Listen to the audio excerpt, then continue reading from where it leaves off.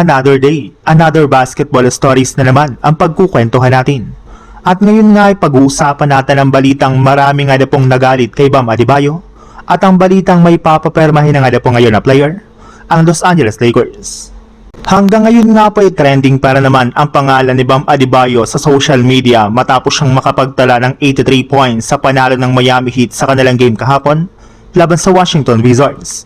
At bagamat man nga po maraming pumuri sa kanyang performance, ay may ilan na rin naman nga po ang nagalit at nambatikos dito dahil sa dami ng free throws na nakuha nito sa kanilang laban. Kung inyo nga na pong napansin, sinadya nga na po talaga na pwersahin ng Miami Heat na makapagtala si Bam Adebayo ng 83 points bago siya umalis sa fourth quarter. Kita rin naman nga po dito na maging ang mga players ng Wizards ay tinutulungan rin naman nga po siya na makapagtala ng puntos sa huling mga minuto sa pamamagitan ng pag-foul sa kanya at pagbibigay dito ng free throw. Kaya dahil nga po dyan ay may ilang mga analyst at fans nga po ang hindi ikinatuwa ang nagawang record na ito ni Bam Adebayo.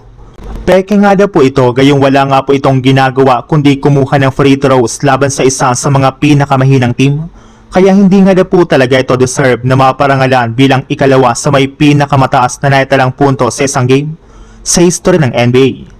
Sa ibang balita naman, isa nga po sa mga rason ng pagkakapanalo ng Los Angeles Lakers sa kanilang last 3 games ay ang pagbabalik na ng tunay at dating laro ni Austin Reeves sa paganda na nga pong muli ng kanyang shooting.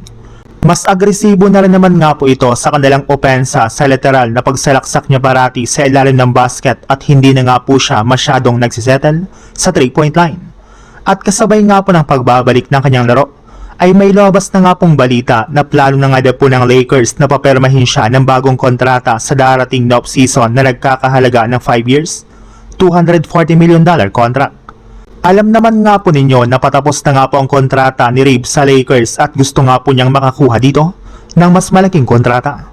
At dahil nga po sa planong ito ng Lakers, ay makakagawa na nga po sila ng bagong history sa NBA bilang kauna-unahang team na nakapagpaperma ng napakalaking kontrata mula sa isang undrafted player.